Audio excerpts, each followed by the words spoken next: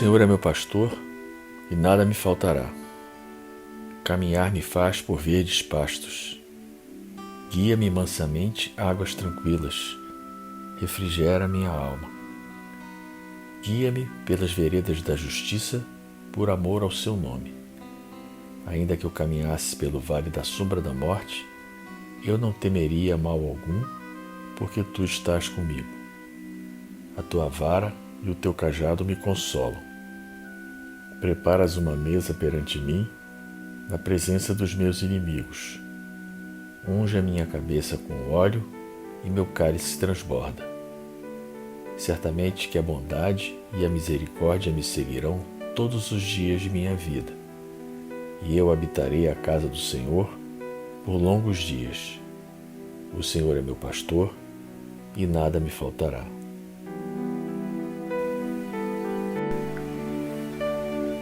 Maria, nossa Mãe Santíssima, permita-nos transcender os limites carnais e ir ao encontro do teu sublime amor.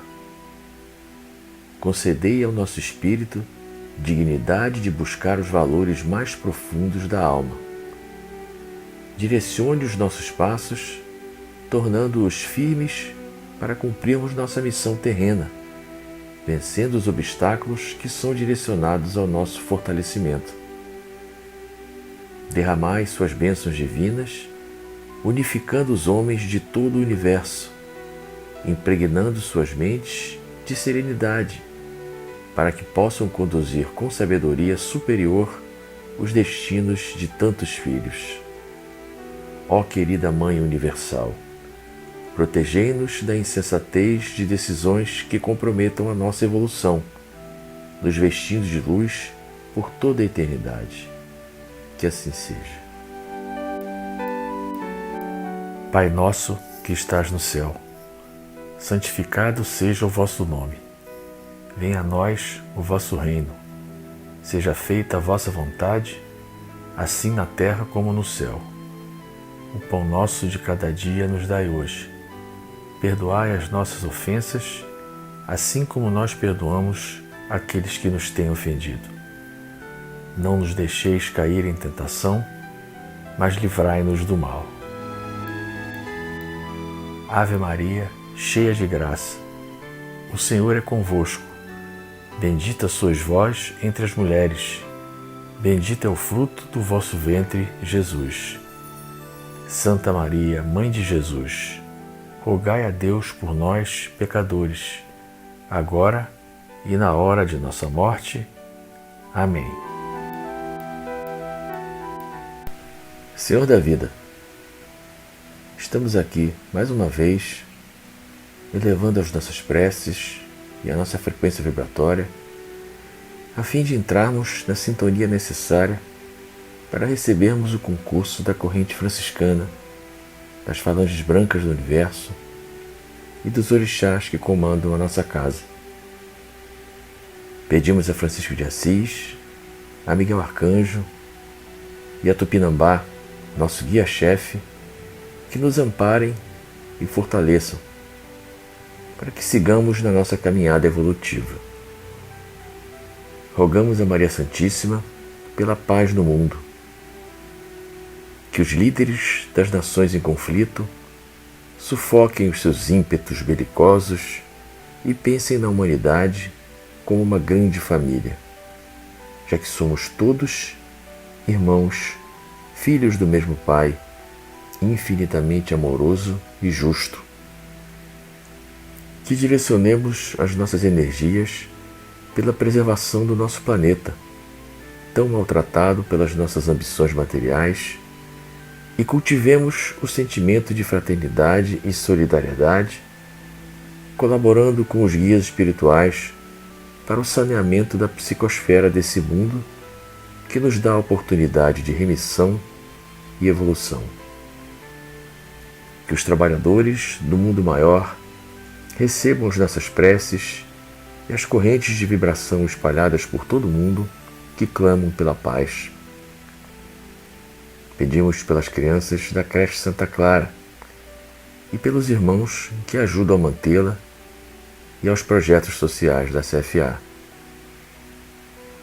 Que as nossas preces envolvam a todos os nossos entes queridos, encarnados e desencarnados. Por Cristo, com Cristo e em Cristo, agora e sempre. Obrigado, Senhor. Bem-vindos, meus irmãos, a mais um Evangelho da Casa de Francisco de Assis. Hoje nós temos o capítulo 4 do Evangelho. Ninguém poderá ver o reino de Deus se não nascer de novo. Entre os fariseus havia um homem chamado Nicodemos, senador dos judeus, que veio à noite ter com Jesus e lhe disse: Mestre, sabemos que vieste da parte de Deus para nos instruir como um doutor, porquanto ninguém poderia fazer os milagres que fazes se Deus não estivesse com ele.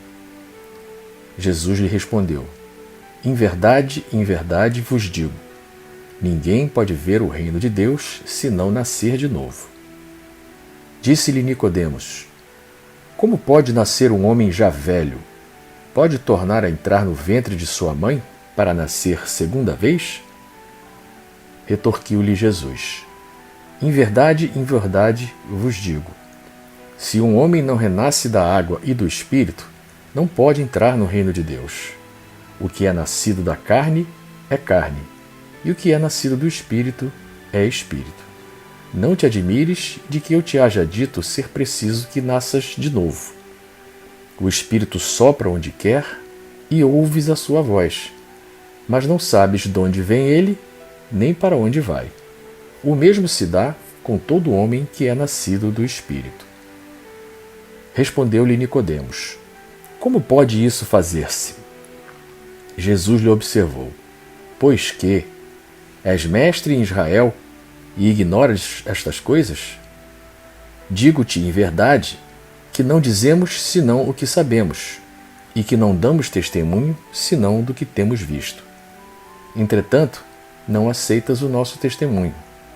Mas se não me credes quando vos falo das coisas da terra, como me crereis quando vos fale das coisas do céu? Essa passagem é do Evangelho de João, no capítulo 3, versículos 1 a 12. O item que nós vamos analisar hoje do Evangelho é a reencarnação fortalece os laços de família, ao passo que a unicidade da existência os rompe. Os laços de família não sofrem destruição alguma com a reencarnação, como pensam certas pessoas. Ao contrário, tornam-se mais fortalecidos e apertados. O princípio oposto, sim, os destrói. No espaço, os espíritos formam grupos ou famílias entrelaçados pela afeição, pela simpatia e pela semelhança das inclinações. Ditosos por se encontrarem juntos, esses espíritos se buscam uns aos outros. A encarnação apenas momentaneamente os separa, porquanto, ao regressarem à erraticidade, novamente se reúnem como amigos que voltam de uma viagem. Muitas vezes até, uns seguem a outros na encarnação, vindo aqui reunir-se numa mesma família, ou no mesmo círculo, a fim de trabalharem juntos pelo seu mútuo adiantamento. Se uns encarnam e outros não, nem por isso deixam de estar unidos pelo pensamento. Os que se conservam livres velam pelos que se acham em cativeiro. Os mais adiantados se esforçam por fazer que os retardatários progridam. Após cada existência, todos têm avançado um passo na senda do aperfeiçoamento. Cada vez menos presos à matéria, mais viva se lhes torna a afeição recíproca, pela razão mesma de que, mais depurada, não tem a perturbá-la o egoísmo nem as sombras das paixões. Podem, portanto, percorrer assim ilimitado número de existências corpóreas, sem que nenhum golpe receba a mútua estima que os liga. Está bem visto que aqui se trata de afeição real, de alma a alma, única que sobrevive à destruição do corpo, porquanto os seres que neste mundo se unem apenas pelos sentidos, nenhum motivo têm para se procurarem no mundo dos espíritos. Duráveis somente o são as afeições espirituais. As de natureza carnal se extinguem com a causa que lhes deu origem. Ora, semelhante causa não subsiste no mundo dos espíritos, enquanto a alma existe sempre. No que concerne às pessoas que se unem exclusivamente por motivos de interesse, essas nada realmente são umas para as outras. A morte as separa na terra e no céu. A união e a afeição que existem entre pessoas parentes são um índice da simpatia anterior que as aproximou. Daí vem que, falando-se de alguém cujo caráter, gostos e pendores nenhuma semelhança apresentam com os dos seus parentes mais próximos, se costuma dizer que ela não é da família. Dizendo-se isso, enuncia-se uma verdade mais profunda do que se supõe. Deus permite que nas famílias ocorram essas encarnações de espíritos antipáticos ou estranhos, com o duplo objetivo de servir de prova para uns e para outros de meio de progresso. Assim, os maus se melhoram pouco a pouco ao contato dos bons e por efeito dos cuidados que se lhes dispensam. O caráter deles se abranda, seus costumes se apuram, as antipatias se esvaem. É desse modo que se opera a fusão das diferentes categorias de espíritos, como se dá na Terra com as raças e os povos. O temor de que a parentela aumente indefinidamente em consequência da reencarnação é de fundo egoístico. Prova, naquele que o sente, falta de amor bastante amplo para abranger grande número de pessoas. Um pai que tem muitos filhos ama-os menos do que amaria a um deles se fosse único? Mas tranquilizem-se os egoístas. Não há fundamento para semelhante temor. Do fato de um homem ter tido 10 encarnações, não se segue que vai encontrar, no mundo dos espíritos, 10 pais, 10 mães, 10 mulheres e um número proporcional de filhos e de parentes novos. Lá encontrará sempre os que foram objeto da sua afeição, os quais se lhe terão ligado na terra a títulos diversos e, talvez, sob o mesmo título. Vejamos agora as consequências da doutrina antirreencarnacionista. Ela necessariamente anula a pré-existência da alma. Sendo estas criadas ao mesmo tempo que os corpos, nenhum laço anterior há entre elas, que nesse caso serão completamente estranhas umas às outras. O pai é estranho ao seu filho. A filiação das famílias fica assim reduzida a só filiação corporal, sem qualquer laço espiritual. Não há então motivo algum para quem quer que seja glorificar-se de haver tido por antepassados tais ou tais personagens ilustres. Com a reencarnação, ascendentes e descendentes podem já se terem conhecido, vivido juntos, amado e podem reunir-se mais tarde, a fim de apertarem entre si os laços de simpatia. Isso quanto ao passado. Quanto ao futuro, segundo um dos dogmas fundamentais que decorrem da não reencarnação, a sorte das almas se acha irrevogavelmente determinada após uma só existência. A fixação definitiva da sorte implica a cessação de todo progresso, pois desde que haja qualquer progresso, já não há sorte definitiva. Conforme tenham vivido bem ou mal, elas vão imediatamente para a mansão dos bem-aventurados ou para o inferno eterno. Ficam assim, imediatamente e para sempre, separadas e sem esperança de tornarem a juntar-se, de forma que pais, mães e filhos, maridos e mulheres, irmãos, irmãs e amigos jamais podem estar certos de se ver novamente. É a ruptura absoluta dos laços de família. Com a reencarnação e progresso a que dá lugar, todos os que se amaram tornam a encontrar-se na terra e no espaço, e juntos gravitam para Deus. Se alguns fraquejam no caminho, esses retardam o seu adiantamento e a sua felicidade, mas não há para eles perda de toda a esperança. Ajudados, encorajados e amparados pelos que os amam, um dia sairão do lodaçal em que se enterraram. Com a reencarnação, finalmente, a perpétua solidariedade entre os encarnados e os desencarnados, e daí estreitamento dos laços de afeição. Em resumo, 4 alternativas se apresentam ao homem para o seu futuro de além-túmulo. Primeira, o nada de acordo com a doutrina materialista. Segunda, a absorção no todo universal de acordo com a doutrina panteísta. Terceira, a individualidade com fixação definitiva da sorte, segundo a doutrina da Igreja. E a quarta, a individualidade com progressão indefinida, conforme a doutrina espírita. Segundo as duas primeiras, os laços de família se rompem por ocasião da morte e nenhuma esperança resta às almas de se encontrarem futuramente. Com a terceira, há para elas a possibilidade de se tornarem a ver, desde que sigam para a mesma região, que tanto pode ser o inferno como o paraíso. Com a pluralidade das existências, inseparável da progressão gradativa, há a certeza na continuidade das relações entre os que se amaram, e é isso o que constitui a verdadeira família.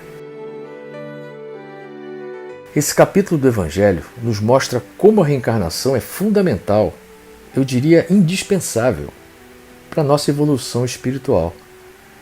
Inclusive para que nós entendamos que os verdadeiros laços que nos unem são os espirituais, o que explica alguns antagonismos entre pessoas de uma mesma família e as afinidades que encontramos fora dos laços consanguíneos. Ninguém está livre de ter no círculo familiar um espírito credor ou devedor de outras vidas, ou até de sermos nós mesmos o elemento estranho àquele grupo. É mais comum do que nós imaginamos esse expediente que a espiritualidade usa, não só para promover o resgate dos nossos tropeços, como também para alavancar o nosso processo evolutivo, já que os espíritos simpáticos geralmente se associam para tarefas evolutivas antes de reencarnarem, e se reencontram aqui no plano material de várias maneiras, não necessariamente dentro da mesma família consanguínea. Vai depender do objetivo desse reencontro, que pode ser uma prova ou uma expiação. Mas a face mais divina da reencarnação é a que dá a certeza de que aqueles que se amam jamais se separam definitivamente, não importa a diferença evolutiva. É graças a isso que os espíritos mais evoluídos podem interceder pelos seus afetos, mesmo desencarnados, mergulhar nos umbrais e nas zonas de sofrimento para resgatar esses afetos, auxiliando na sua recuperação.